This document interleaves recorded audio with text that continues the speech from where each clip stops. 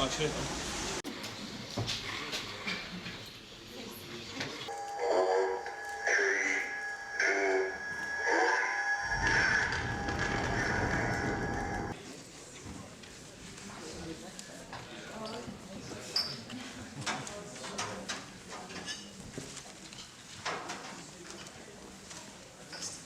So, shall I just start again through the true and false? I don't know if you're interested in that, but it kind of raised some issues. Most of them are actually answered by the film, so I don't actually think I need, other than Greenpeace is now a multi-million pound organisation, and the way it works is it's not actually a charity. It's a political organisation that can do any political work at all it wants. Apart from, so when you give money to it, some of it is used, you can't get tax-free in it, but if you can give money to the research organisation, which does all the research, and they are a charity, so all the research done on global warming, or toxic chemicals, or whaling, or anything like that is done independently by scientists, and that's a separate charity for that. Greenpeace International is the umbrella group for all the organisations, and we're a political organisation. What else? He mentioned about Shell, which is obviously a great victory that we had just last week. That was impressive. I can't quite believe it's all down to Greenpeace. It might have been something to do with the cost of oil, but it's nice to think so. Are there any questions people would like to ask at all? Just a comment. Fantastic film. I think it shows that the birth of the international organisation today had a difficult birth, but the organisation that stopped Shell drilling in the Arctic and has offices of 50 offices around the world. Millions of people. Maybe it had a bit of a difficult birth, but it was the spirit of a few people who brought that about. It's certainly warts and all, wasn't it? But it kind of showed what it started. Massive organisation. Any other? Yes. If the organisation is international in as much as each region, area, whatever, is sort of autonomous, when you have to put money into a big campaign, and how do you vote on that, or what? Okay. Yeah, good question. I understand that all the money that comes in, they make central decisions in Amsterdam, where the international headquarters are, and they set certain goals. Greenpeace is a very top-down organisation, which takes a little bit of adjusting to, but I can see that has to work like that. So they make international decisions of what the priorities are. And Greenpeace has moved towards having much more campaigns in the south, the global south, Africa, South America, countries like that. And 80% of the money that comes in goes to support those countries with those campaigns. 20% you can keep in your own country for your own particular campaign. That can bring about some tension. Like there's been a lot of stuff about fracking, and that's where a lot of the local money is going towards anti-fracking. A lot of the other money is going towards the global issues, and what we're supporting a lot of that, the issues are global ones linked into global campaigns. Is that useful? Yes. Yeah. Who sets? Oh, sorry, go on. Yes, go on. I was going to say, just related to that, obviously I came to my first meeting last night, and I noticed how organised it was. And you say it's quite top-down in that sense. Yes. Do you think that something is lost through that? Is there also opportunity? I mean, I've seen it on TV, the kind of activism that happens, but locally, do you feel as Greenpeace volunteers that you have the opportunity to kind of be the kind of bring the kind of energy and passion that we kind of saw from them at the start of that film? It feels very local. It doesn't feel like a huge international campaign. So you're working with people from the local area, and the things that you're doing with the street campaign and things like that, they're all with those people in those groups. They're very local. You do it in your own way with the materials that Greenpeace send to you. So it doesn't feel like you're being dictated to exactly, but you get on board with what other campaigns you want. You don't have to do all of the campaigns. You can just get involved with the ones that are important to you. So yeah. Something I noticed is that, and Alan has mentioned, is that the campaigns change regularly. So the Saving the Arctic campaign effectively has been going on since 2010, but it's picked up by a bit of activity and action, and then they'll move on to something else, but then they'll come back to that. So that has actually been achieved by a lot of steps along the way. So being able to pick up on a campaign which is determined centrally, that is the top-down nature, but you act on it in a very local way. And if that's one that isn't appropriate to you guys, you know, something else will be coming along in the wings pretty quickly. So it seems to work quite well. I think there are many other green organisations, of which Friends of the Earth is one, who I am not that familiar with them, but they can pick up local campaigns like incinerators, a local one, and organise around that, whereas Greenpeace is still much more global, doing local actions that have a global impact. Any other questions? Yes? So you said that most of the campaigns were sort of centrally decided upon in Amsterdam. Who is there a committee, or is it members vote, or how does that happen? I think it's Good question. I don't know for sure. If anyone else does know. I mean, it's not about it. It's, I think it's decided by you. I think that's probably the way it's best worked out in the film. Yes. International offices. Head of CEOs coming together, but also that international research, the charity research coming in and fueling that what they found. You know. Any more questions? Where does the money in the research go to? Is it showing that certain things about how much actually goes into actually researching alternatives for the things that are banned? Right, Greenpeace has a very positive message.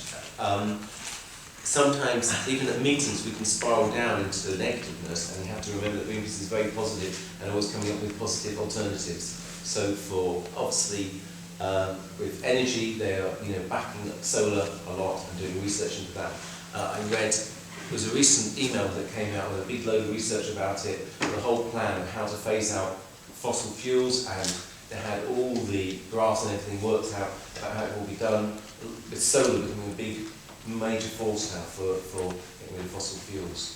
I think also it's important to remember, like the law of motion, which goes, every action has an equal and opposite reaction, that everything you do has a positive outcome in some way, shape or form. So, even though you can be disheartened, you're thinking, what can I do? I'm just sort of a little person in Leeds. As long as you're doing something, it's better than doing nothing. If you look on the back of your questions, we've got a way of getting involved with the local group. We meet at Wall Street Cafe first Monday of the month, and there's a little map of how to get there because it's not that easy to find, and you'll be very welcome to come along at 6:30. Or just Google Greenpeace to get involved with the national organisation, or anything, wherever you are, there's a Greenpeace office. Something that I think comes out from that film is how much really quite brave direct action has been going on in areas, and that's something that continues to go on. Like we've had people, Greenpeace have had people hanging off bridges in Portland and far north of states and Canada, stopping repair vessel going out after it's been taken into harbour, stuff like that. Well, that kind of direct action is like the tip of the iceberg. There's lots of campaigning goes on at a much, again, it comes down to direct action, but it's a more gentle, safer kind of stuff.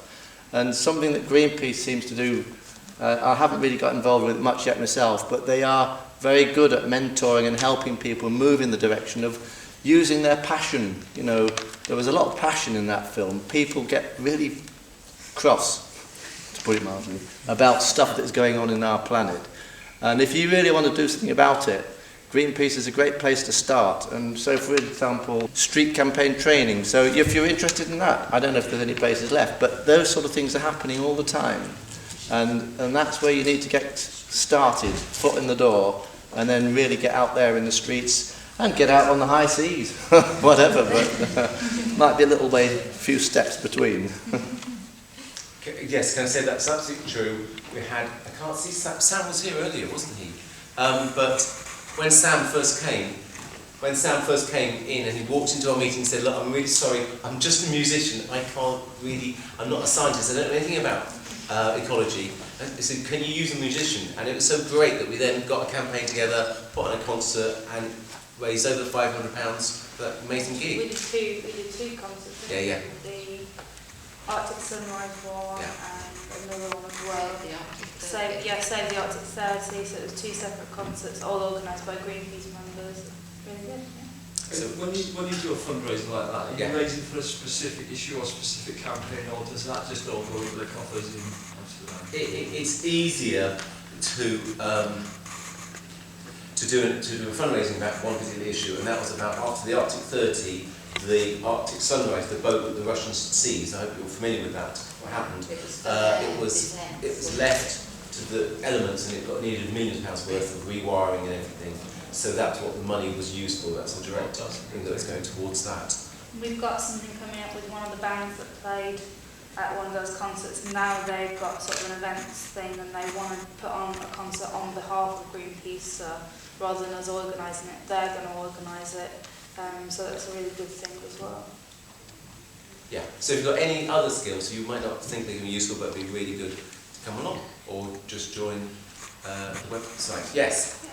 I'd just like to make a point. I am a member of Greenpeace, and I've got a couple of friends who every now and again will rather mockingly ask, what's Greenpeace up to now then?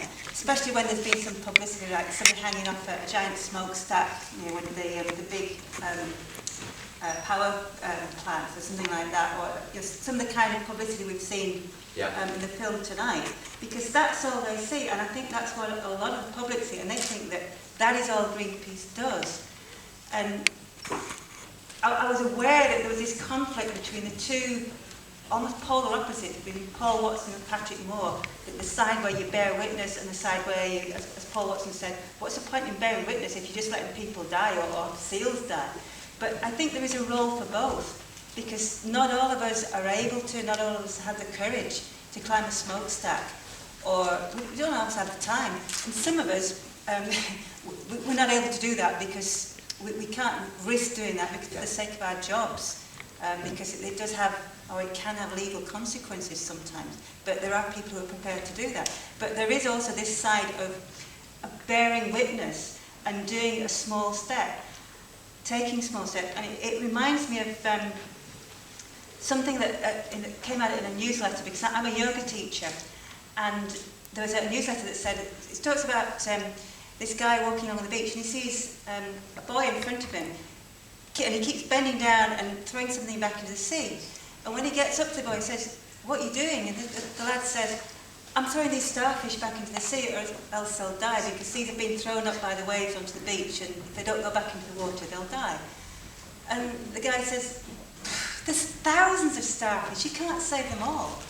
So the little boy bends down and picks another one up and throws it back into the water and said, "Yeah, but I made a difference to that one, didn't I?"